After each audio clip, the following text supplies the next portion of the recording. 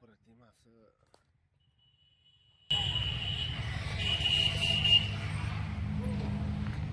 आता बावधनमध्ये ज्या खरेदी झाल्या त्या संदर्भात आलोय आपण.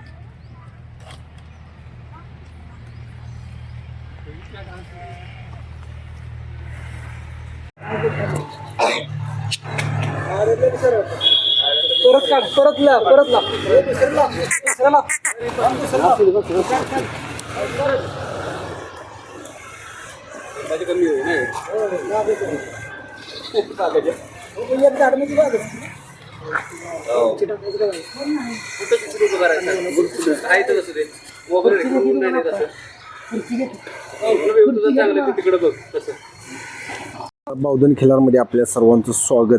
आता यात्रा जशी जवळ येते तशी बावधनच्या नवनवीन अशा खरेदी पाहायला आपल्याला भेटणार आहेत.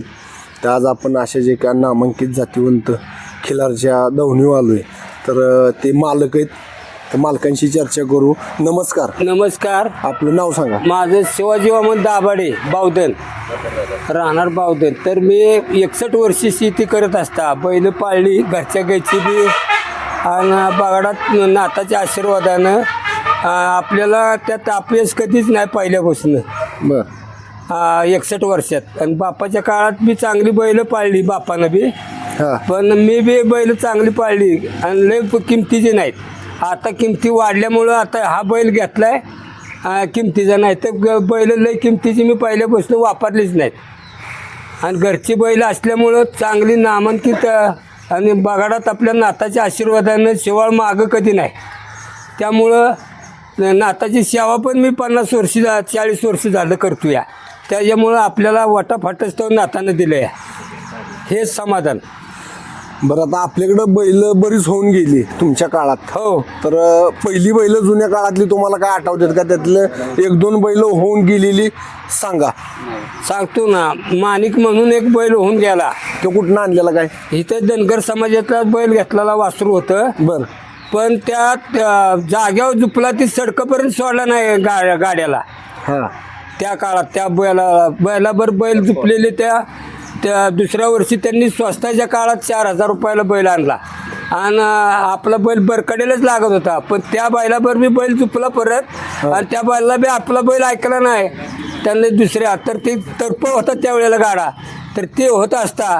आणि परत एक दुसरा बैल घेतला, तर तो बी अर्धत वासरू आणेवाडीतनं आणलं होतं बाजारवरनं. बरं.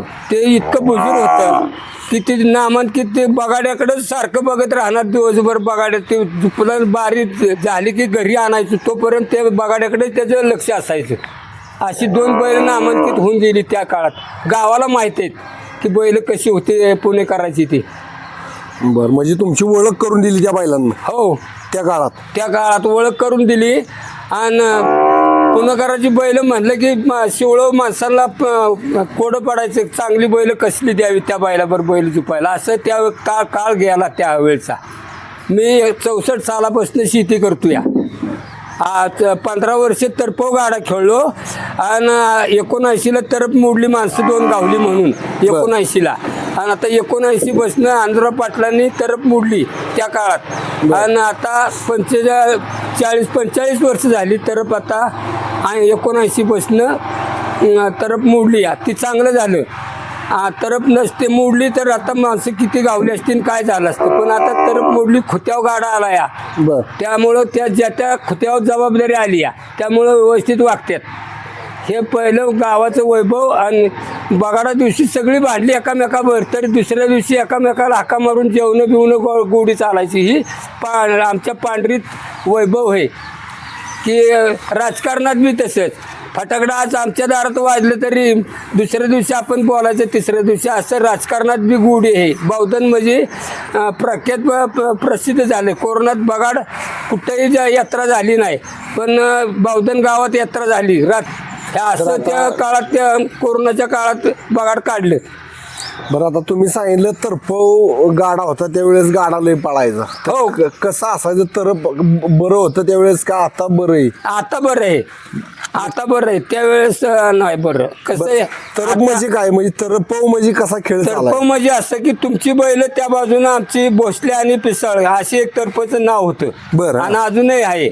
बर तर हे भोसल्यांची बैल झुपली की इकडं पिसाळांची झुपणार आणि पिसाळांच्या आणि भोसल्यांच्या पोटातनी पिसाळांच्या पोटातनी दाभाडे, धनगर समाज, माळी समाज आणि शालारवाडी ह्या अशी तरपच्या ह्या खुत्यात आहे ती तरपत. आणि त्यांच्या बाजूला भोसल्यांच्या बाजूला अनपटवाडी, वाघजायवाडी, मातकरवाडी अशी त्यांच्या तरफला बी आहेत समाज. पांढरीची वाडी हे त्यातली काय. तर हे दोन्ही तरफची दोन त्यावेळेला 80पर्यंत 78पर्यंत तरफ होती. तर मग इकडं एकामेकाची बैल वाढती लागली तर वडून धरत नव्हती त्या काळात. त्यामुळं ती तरफ त्यावेळेला मैदान होतं, कॅनल नव्हता. कॅनल आल्यामुळं अडचणी झाल्या आणि आता त्या अडचणीमुळं ते 79ला तरफ मोडल्यामुळं ती चांगलं समाधान झालं या. आणि ज्या त्या खोत्यावर आता जबाबदारी आली या. बरं आता ती झालं तरपचा विषय. आता आपण बैलाची पारख तुमच्या काळात जी बैल होती हां ती आता बैल आहेत का? त्या बैलांना जी पहिला करंट होता, राग होता किंवा बैल ती काम करत होती ते आता सांगतो ना बैल कशी आहेत आताची काय फरक झालं? जाणवतो? बरं का हा काय झालं ज्या वेळेला 80पर्यंत सुविधा नव्हत्या काय बर ट्रॅक्टरच्या वाहनांच्या यांच्या त्यावेळेला शेती करत असताना मी 64ला शाळा सोडली, 7वीतनं निघालो. बर 64ला शाळा सोडल्यानंतर बैलांचं कासरं धरले. त्यावेळेला बैलावर शेती होती. हा बैलावर शेती असल्यामुळं सगळं काम दाम रानातनं गावात जाणे येणं खर्च सगळा बैलावर शेती होत असता. बैलांना करंट होता, चालू बैल सारखे असायचे. आता अजिबात बैल चालू नसतात आणि आता बैलांच्या मागे सगळ्या सुविधा निघाल्यात. 80 बसणं 90 बसणं ट्रॅक्टर झालेले सुविधा सगळ्या झाल्या. त्या सुविधामुळं माणसं काम करा मागानात आता आवतं हाणत नाहीत. तेव्हा वेळेला पाडवा झाल्यावर 12 दिवस आवत हाणायला लागायचं. सक्रातीच्या वेळेला म्हणजे ज्या सक्रातीच्या वेळेला दिवाळीच्या वेळेला एक 12 दिवस अशी आवतं चालायची पहिली 6 बैला 8 बैला. आता कामं जास्त होती त्यावेळेला कामं बैलांना म्हणून करंट होता बैलांना, ते बैल चालू असायचे. आता आवत बी नाही, बैल झुपत नाहीत आणि आता जी पिढी सगळी नुसती बैल पाहिजे त्याला झुपायची सोडायची माहिती नाही का हाकायची माहिती नाही. आवतं चालू नाहीत काय नाहीत. आणि आत्ताचा काळ सगळा धावता युग आहे, थांबाय टाईम नाही माणसांना. कामं वाढली, कॅनल आला 73 84ला 76ला पाणी आलं कॅनलचं. त्यामुळं भिजाक राहणं झाली, सगळीकडे अडचणी झाल्या. मग ह्या सगळ्या गोष्टी होत असतात. मागचं सगळं मोकळं असायचं. शिवरात्रीला शाळू काढलं की काय नसायचं. शिवार सगळा पार मे महिन्यापर्यंत मोकळा, त्या अडचणीच नव्हत्या. आणि आता सगळं इकडं ऊस तिकडं हळद लाख लपड सगळी पिकच सगळी हे असतं होत असता. आता चांगलं खोत्यावर आणलंय ती. आणि आंध्र पाटलानं तरफ मोडली त्या काळात. त्याचं एक 8 जण भाऊभाऊ होते. ते गावात 1 नंबर पार्टी होती ती पण त्यांचं ऐकत होती सगळं त्या माणसाचं. असा माणूस आता परत नाही. बाळांना त्याच्या मागं झाला आमचा.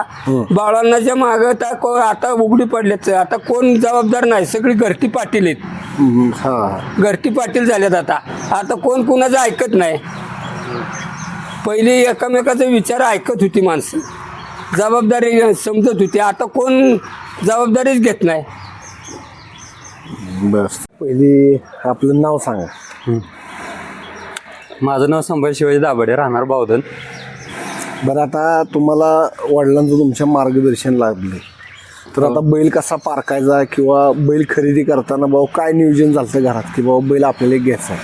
पहिली तुमच्याकडे बैल बरीच होऊन गेली वडिलांच्या काळात किंवा आता तुम्ही बैल हाणताय तर कशा पद्धतीने बैल पाराखला जातो? आता तुम्हाला मार्गदर्शन त्यांचं लाभले. जुन्या महाराज काय ठरलं होतं बैल घेताना? आमचं काय ठरलं नव्हतं. काल अचानक बघायला गेल्यानंतर बर बैल उंच मोठ्या मापाचा, हातापायाला मागं कमान सगळं सरळ पाहिजे, शेपूट चांगलं, तोंडाला शिंग, अशा प्रकारे बैल पारखून घेताना त्याची उंची, त्याचा करंट बघितला जातो. त्याची म्हणजे चालायची धूम किंवा पळतोय कसा हे सगळं बघून बैलाचं आपण वर्णन करतो. बर जेवढा मोठा मापाचा बैल तेवढं जास्त म्हणजे बगाडासाठी उंचीचा दुर्वीला झोपायला किंवा कुठं घातला तर तो नडत नाही. तुमच्याकडे बरीच आहेत, तर कोण काय नियोजन करतं, सकाळी उठल्यापासून नियोजन काय असतं ती थोडंसं सांगा. आम्ही सकाळी उठल्यानंतर पहिल्यांदा गुरांना खायला रतीब शेण वगैरे काढून बाकीचे कामाला व्यवसाय करतो आम्ही. एकतर गौरव पेट्रोलियम ह्या नावाने व्यवसाय करतोय. नवीन क्षेत्रात त्या ओढी घेतली आहे. पहिला जुन्या काळात 4-4 बैल असायचे आमच्याकडे. आता नवीन जरा आधुनिकरण आले, ट्रॅक्टरवर सगळे कामं होतात. बारक्या ट्रॅक्टर आलेत, पॉवर टेलर आलेत. त्यामुळे आम्ही आता सध्या 1 किंवा 2च बैल पाळतोय. आता कामं कमी झाल्यामुळं बैलांना रतीब द्यायचा म्हणजे खर्च जास्त होतोय. खरेदी करताना मोठ्या मापाचे बैल घ्यायचं म्हणलं की 2, 2.5, 3 लाखाच्या वरनं जाते ती. आणि त्या मापानं ज्यावेळेस आपण बगाडासाठी खरी सगळी बैल वाळतो आपण बगाडासाठी. बगाडात ज्यावेळेस आपल्याला बारी येते, समजा पिसाळ भोसले, दाभाडे, कदम बारी येते, तर आपली बारी कशी उठावदार होईल त्यात किती 12 बैल आपले वेचक निवडक असावेत अशी प्रत्येकाचीच भावना असते. आणि वावरात ज्यावेळेस नंबर येईल त्यावेळेस गाडा किती पळवायचा आणि आपलं बारी कशी जास्तीत जास्त आपला खुता ओढल ह्याची आम्ही शक्यतो काळजी घेतो.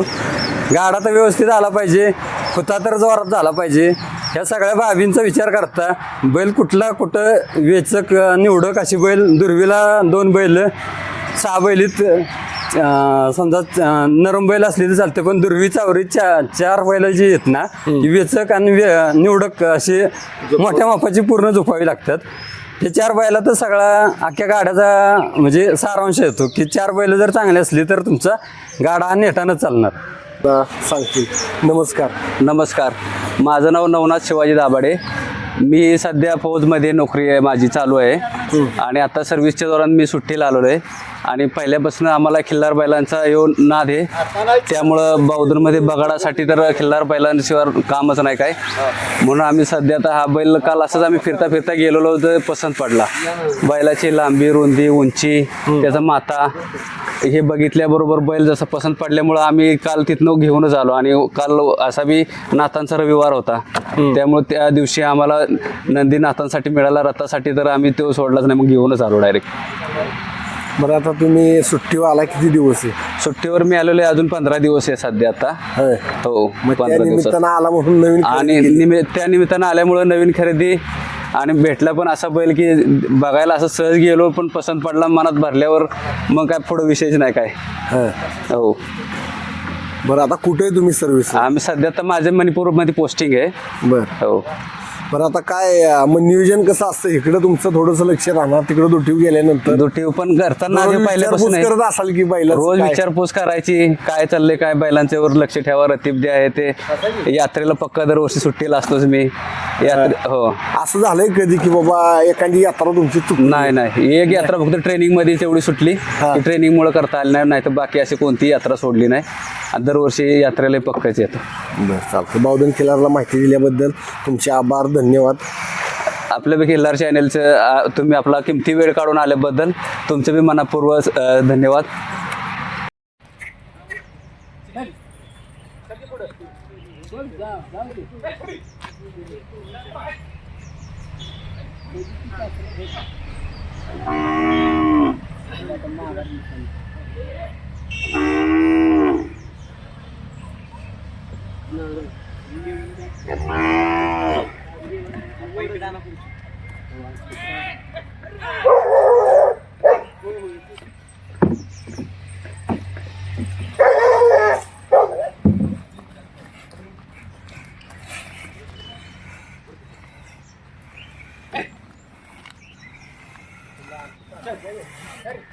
राजी